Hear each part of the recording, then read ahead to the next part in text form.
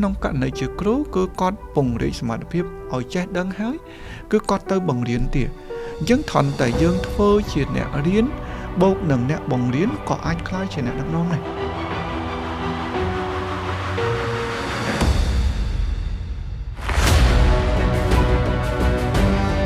នៅពេលដែលខ្ញុំក្នុងនាមជាអ្នកស្រាវជ្រាវពាក់ព័ន្ធនឹងរឿងភាពជាអ្នកដឹកនាំ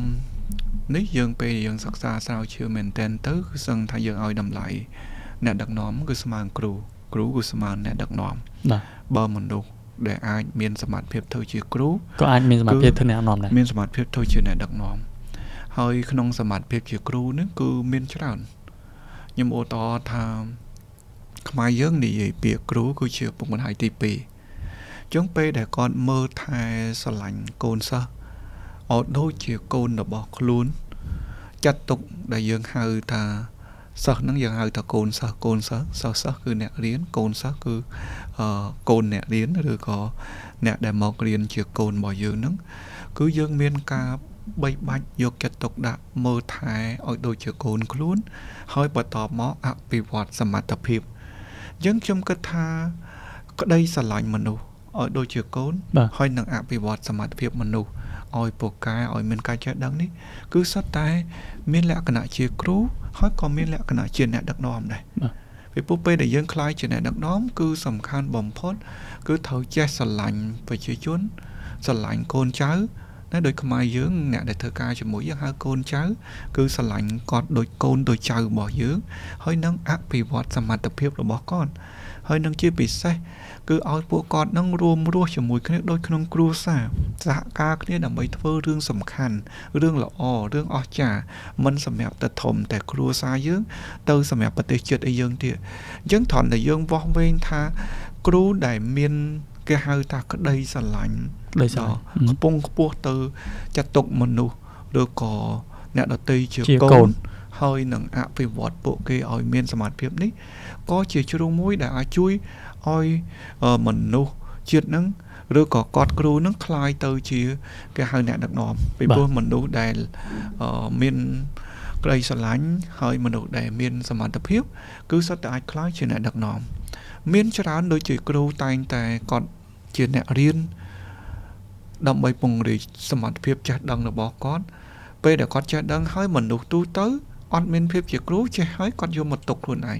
តែក្នុងករណីជាគ្រូគឺគាត់ពង្រីកសមត្ថភាពឲ្យចេះដឹងហើយគឺគាត់ទៅបង្រៀនទៀតអញ្ចឹងថន់តែយើងធ្វើជាអ្នករៀនបូកនឹងអ្នកបង្រៀនក៏អាចក្លាយជាអ្នកដឹកនាំដែរដោយគេធ្វើការសិក្សានៅក្នុងសហគមន៍ព្រះសង្ឃវត្តអារាមគេរកឃើញថាព្រះពុទ្ធបានជាយាមកសាងមកដែលយើងហៅថាព្រះពុទ្ធគឺជាបុគ្គលម្នាក់ដែលបានបង្កើតព្រះធម៌ពេលព្រះធម៌នឹងហើយគឺមានព្រះសង្ឃបាទ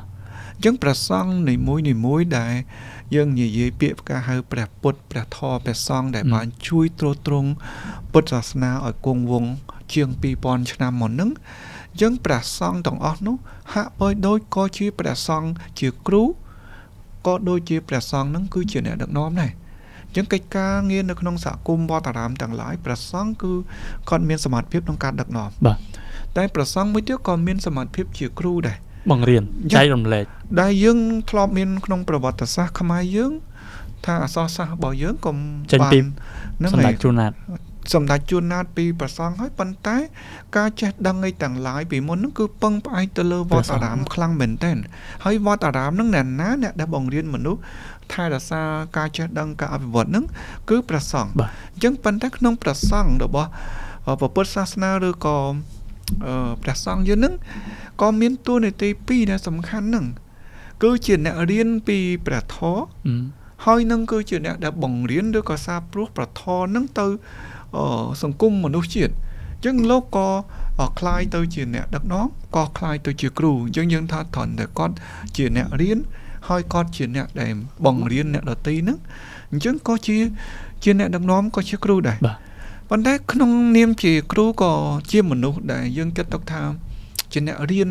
cứ sân thần bạch đấy cái prao tế hỏi thơ cá có sân thầm bạch cái prao đây bởi vua con cứ chuyện này chết đăng thập biểu vậy để cua thơ đăng ở vậy để mình cua thơ chứ kêu mình tên ai vậy ta cứ chia mình lúc đại riêng đôi mình chăm bạch cái prao hỏi thơ cá đôi mình chăm bạch cái prao thằngแต่ miên pin nắng có ai khai chữ kêu